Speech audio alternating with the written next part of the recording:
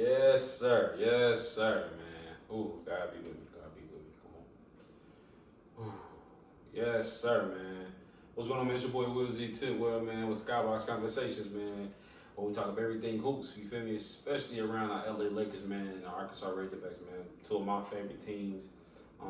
So they're always gonna be the ones I highlight first, man. But we're gonna talk all things hoops, of course. But man, first I want to talk about this big win that the Lakers got over the Sacramento Kings last night, and also some key points going into tomorrow night's game against the Phoenix Suns, man, which I think we're more than capable of beating them again. But there's a couple things that I want to discuss and touch on.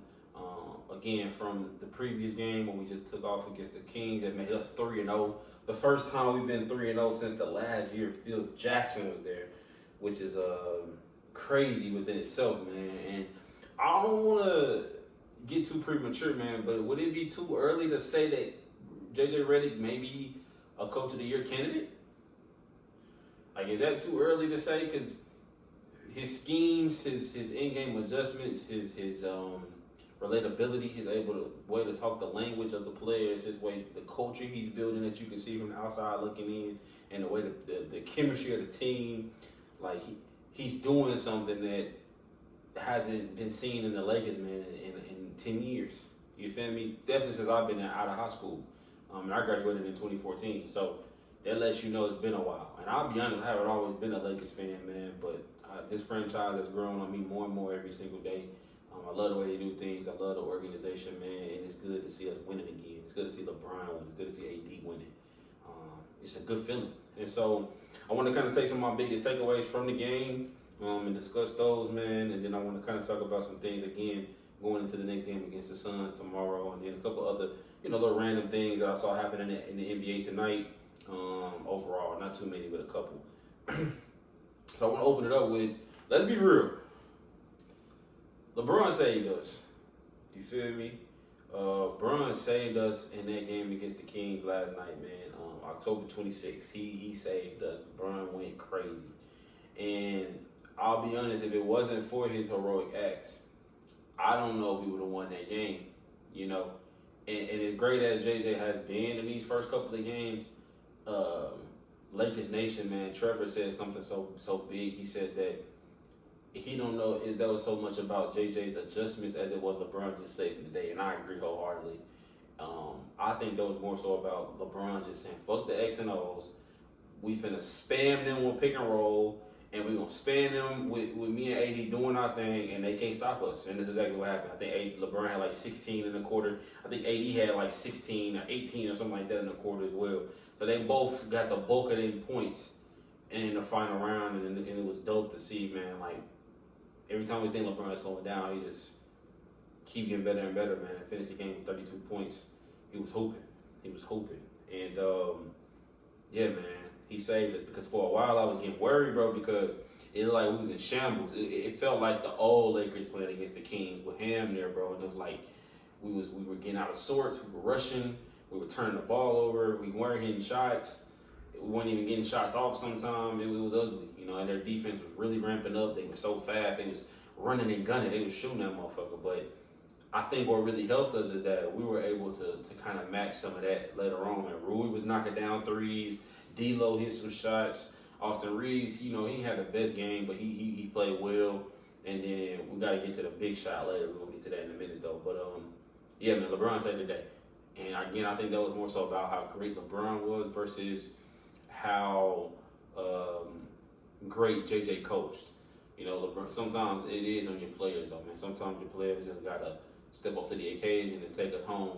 And AD has done that, and LeBron definitely did that as well last night. So that was dope to see. So my next point was LeBron and Austin had a lot of turnovers. Them two of them being our primary ball handlers. Again, overall, great game, but a lot of turnovers. But see, what that taught me was two things. Is that one, they were kind of forcing the actions. And I think what the part of that is they're still trying to work out the kinks of the offense, right? With a lot of those skip passes and those backdoor cuts and those, and those pick and rolls. Like, you saw the passes that Austin was trying to make, but they were kind of jumping the pass and laying and getting in there and taking it going the other way, which led some of those transition threes and those easy buckets that they was getting. especially with somebody like Fox who is so quick in transition. Or, you know, LeBron, man, trying to get downhill and it kind of loading up on him. He was getting into crowded spaces and kind of turning it over, getting stripped. You know, so he showed at times he was almost 40 years old, but when it mattered, he said, get the fuck out of my way, and he took us home. So that was, again, dope. But, yeah, I think a lot of that was working at the kinks of the offense, man, just trying to get the timing right, get the rhythm right on those backdoor cuts, on those skip passes, and all of those different things. And I think that'll happen with time. But what it also told me is that LeBron and Austin were being aggressive. And, you know, and sometimes they were forcing the issue in a good way to kind of stop the bleed because they erased our 15-point lead twice. You feel me? And that was like, oh, shit, you know. And so it let me know that. But overall, as the game went on, we stopped turning the ball over so much. We were more assertive, and our will started to wear them down. And we was able to come out with the W, man. So that was just dope to see. But again, I got to give kudos to the Kings and their defense and the way that they were defending and flying around and turning us over and really slowing us down to the half court. For the first 2.5, 3 quarters, like it was their game. And they kept fighting, even when we was up big, and I felt like we should have kind of ran away with it. They just kept fighting and got back in it. And they was knocking down shots. Keegan Murray was knocking down shots. De'Aaron Fox went on a heater to end that third quarter. And then LeBron kind of hit his own heater, and it was crazy. That's really what got us back in it. But again, I think one of the biggest differences from like the last 2 previous years, even like last year where they beat us 4 times in the season, is we were able to match their shooting. I don't know exactly what our numbers were from the 3-point line, but just from my eye test and watching the game and knowing the game, even if we didn't necessarily go head to head with them when it come to matching threes, we were able to hit the threes when it mattered. We were able to hit the jump shots when it mattered. D'Lo hit some big shots when it mattered. Rui hit some big threes when it mattered. And of course, the biggest three of the game was AD, man. AD stepping up and hitting the biggest three of the game and really iced it in a way. Iced it. Went from a 2-point game to a 5-point game with like 40 seconds left or like a minute left, something like that. And it just iced the game. And I was like, yeah. And the thing is, if we can get AD to be in that guy again, that confident person again, like he was in 2020 in the bubble when he was hitting them shots and he was saying, I'm him, and hitting them game winners on people and stuff. If we can get him to be in that, I think we got a great chance of being a contender. And I saw a great, interesting tweet the other day where it said that Rob Pelinka cannot not look at this team and say, we are 1 or 2 pieces away from being a championship contender. Facts. You go get us a legit big, and you go give me a stretch wing that can really shoot the ball and defend at a high level at the point of attack. Who messing with us? Because we are already super competitive now without Vando and Christian Wood. So I feel like if you can trade out either a Christian Wood or or Jackson Hayes, even though I kind of like Hayes, I'm not going to lie to you, Hayes been really balling. And even if we lose him, somebody will definitely pick him up and be happy to have him because Hayes is hooping. You know what I'm saying? But get rid of one of them, Christian Coloco, somebody. Get rid of somebody and get us a big that can bruise and block shots. Fuck it. Bring Dwight Howard back. Fuck it. He in the crowd anyway, cheering him on when we was playing the Suns the night. Bring him back. And I feel like we'll be straight. But, you know, we'll see what we'll keep an eye out and see what Pelinka do, man, going forward. But hopefully he make the right move, though. You know what I'm saying? One of the biggest things to me is that's AD first time beating Sabonis in his career. He was 0-10 before yesterday. I can't wrap my head around that. Like, what? What? Like, I was like, huh? You know what I'm saying? Like, that was confusing to me. But I don't think that was so much about Sabonis being better than AD, because we all know the truth. Come on now. Like, AD will dog that man. But it's more so about, you know, the team overall. You know what I'm saying? I would have to go back and look at the context of those 10 games that AD lost. And again, I know 4 of them was last year where the Kings just really outcoached the Lakers. You feel me? And it wasn't so much that Sabonis outplayed AD, even though AD hasn't played relatively well against Sabonis. But I can't just sit here and say he locked him up. But it was more so you go away from AD. If you stop giving AD the ball at the end of the games, and then he might not be shooting it well already, it's like you don't even give him a chance to win us the game. But like what I love about JJ Redick is like, why go away from what's simple and what works? If we gonna put LeBron and AD in a pick and roll in the middle of the floor on that left wing that LeBron loves, or we're gonna put AD in a pick and roll with LeBron or with AD, or some action with them 3 people, and we're gonna get busy. And it was working every single time. And I hated that a lot last year. That Ham would go away from what worked. Like, he was trying to be secretive about it. Like, we know AD is the guy. Go through him and let him bust their ass. And what he been doing these first 3 games? Busting their ass. Averaging like 32, 33 points a game. Like, come on now. Like, it don't make sense. So it's been dope to see, like, he doing what makes sense. He doing what makes the most sense out of everything. So that's dope. And another big point was that D'Lo was playable. You feel me? Like, D'Lo was able to stay on the floor and impact the game in a positive way. Where he wasn't such a liability that he had to come off the court. You know, game before they won play Phoenix, he had to come out. We had to put Gabe Vincent in. Vincent played those minutes down the stretch and took us home. And even though his numbers didn't jump off the box score in that game against Phoenix, the game before, if you watch the game again and you know the game of basketball, he was a great floor general. His defense at the point of attack was great. He was facilitating well. He was a lot of energy. He just did the little things that D'Lo struggles with, right? Even though Vincent didn't hit no bunch of shots either. But then the last game, Vincent didn't do very well. He was like a minus 15 or something like that. And D'Lo had 16 points. And again, my guy, Laker Nation, Trevor said it said the best. If we can get D'Lo to give us 15, 16 points a night, or just, on a more consistent basis, we're hard to beat. And what did he do? Had 16 points, had like 6 assists, and played in this role, right? Held defense to the best of his ability. He wasn't a lockdown defender, but he didn't let people pick on him. And we were able to walk away with a win, man. And so that's a win-win. And Jackson Hayes, to me, man, he's been giving us great minutes, great energy, a live threat.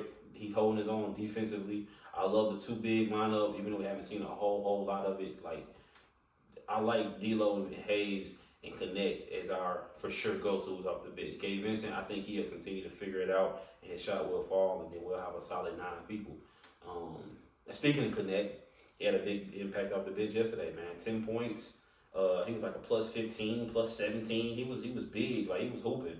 And, the plays that JJ is running for him, man, they've been beautiful.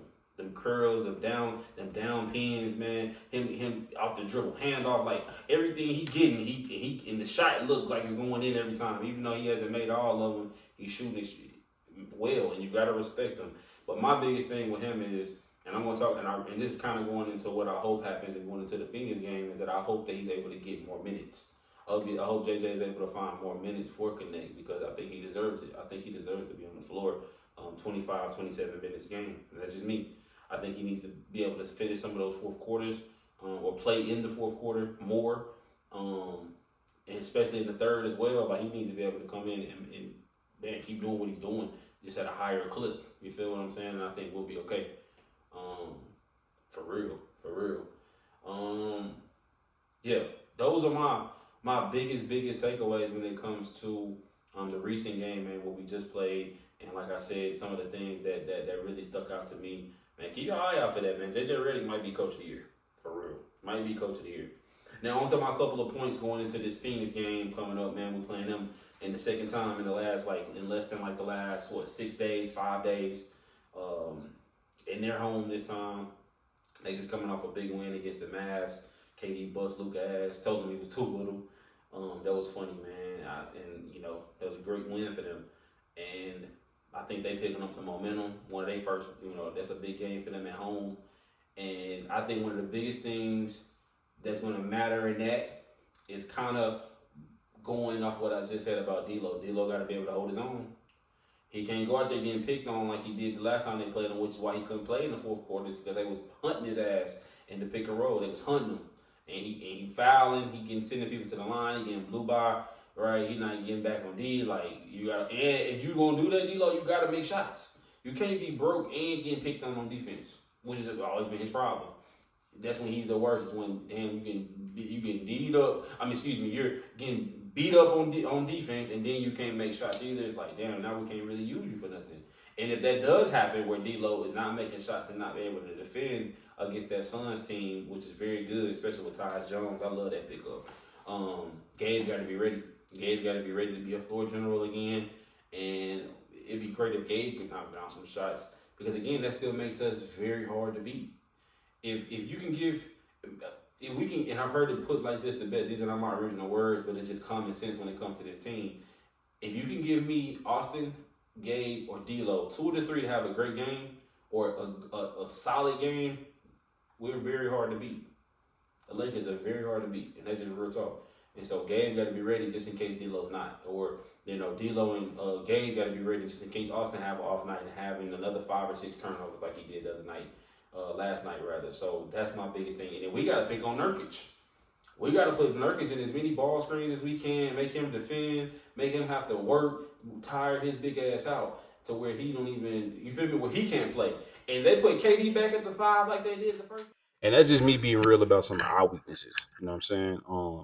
But on the other end, if we being real, just as much as they go after D'Lo, we got to go after Nurkic, putting his ass in every ball screen we can, make him get as many actions as we can, keep him working the whole game. He should never be able to drop back and rest if he's on the floor, especially if AD is on the floor. There's no way he should be resting. We should be working the shit out of him. Because what happened last time, Bud had to take him out, put KD at the 5 because Plumlee was really a non-factor. He really wasn't doing anything we had to worry about.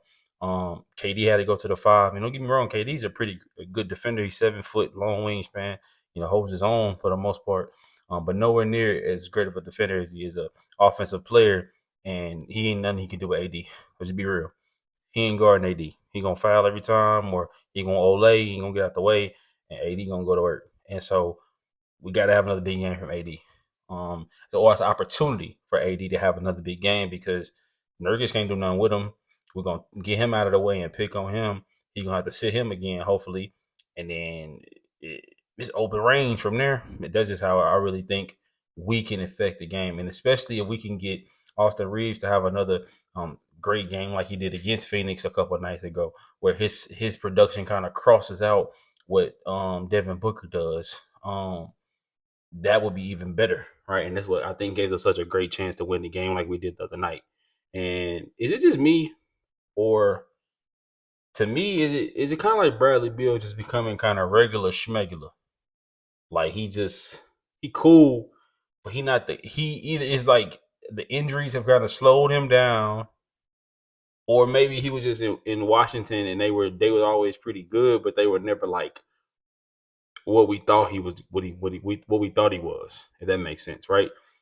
Because soon as like he said that whole thing about the other night on the camera about my mom always told me to eat my food or whatever, whatever he said, the little comment in the camera, he went like 1 for 6 the rest of the game, or 1 for 8 for the rest of the game after that.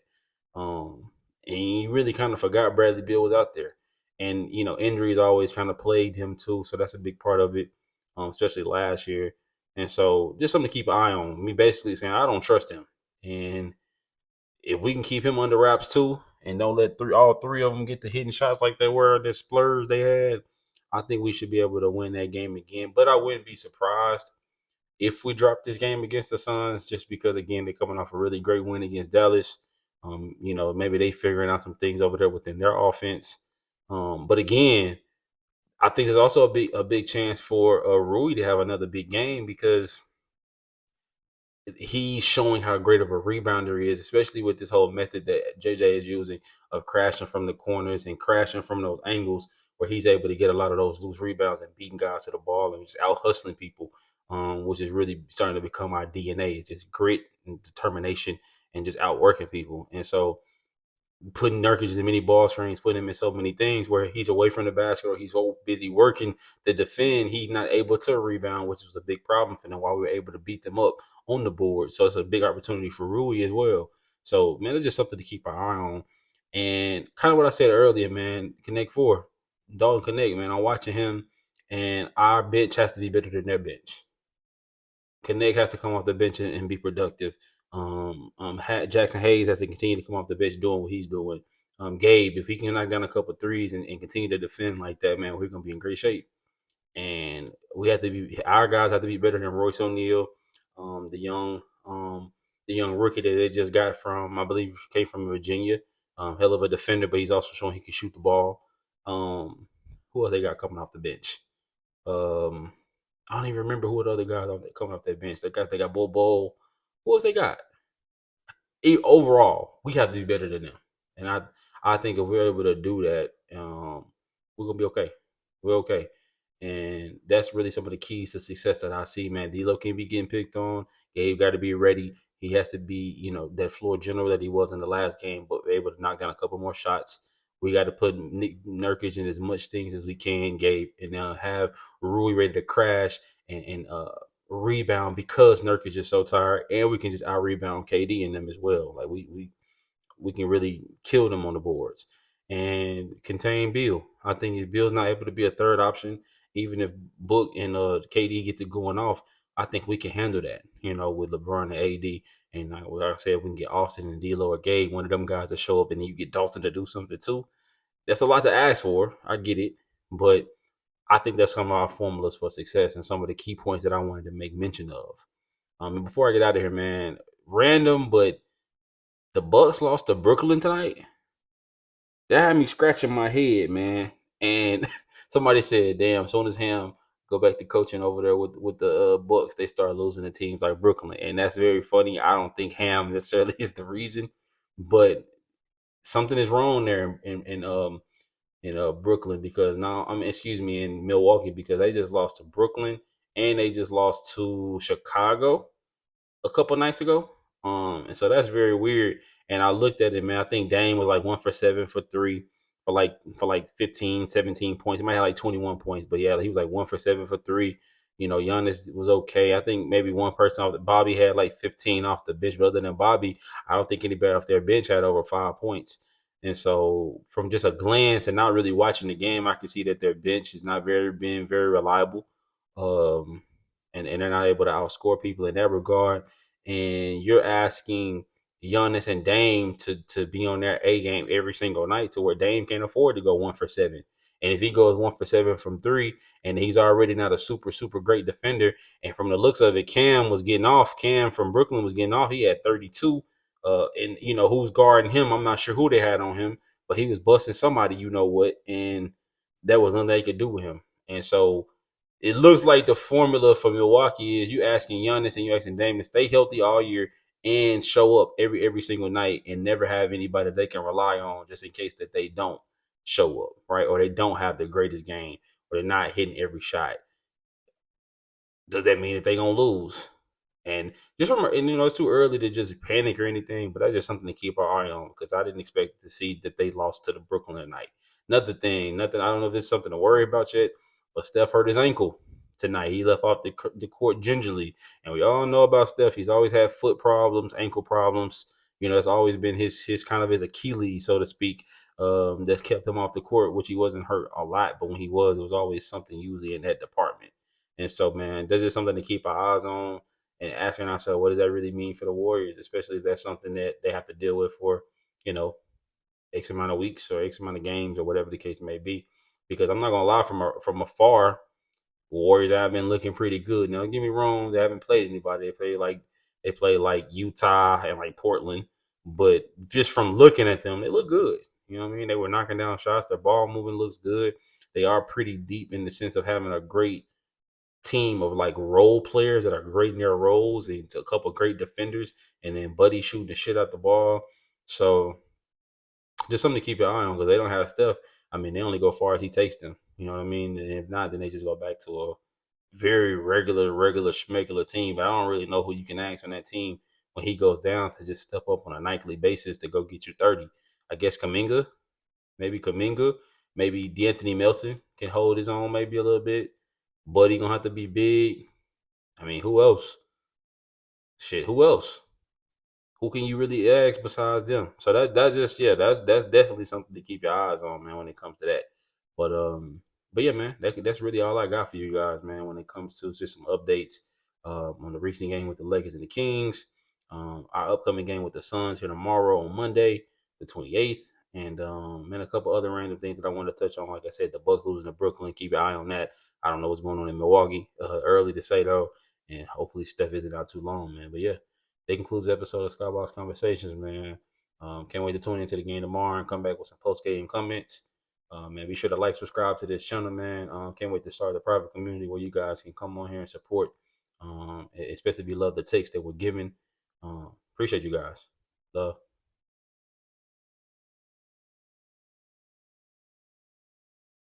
Hey, what's up? This is Will Z Tidwell with Speak Up Z. And I just want to take a quick second just to thank you for tuning in to this latest episode of Speak Up Z, the podcast. And my only goal with this platform is to motivate you, inspire you, and educate you around all things life, business, and mental health, whether it's myself or me bringing on a special guest. So I just want to thank you guys for tuning in. We don't ask for any type of monetary gains or anything like that. The best thing you could do for us is just like and subscribe to the channel. Until next week, we'll see y'all later. Peace.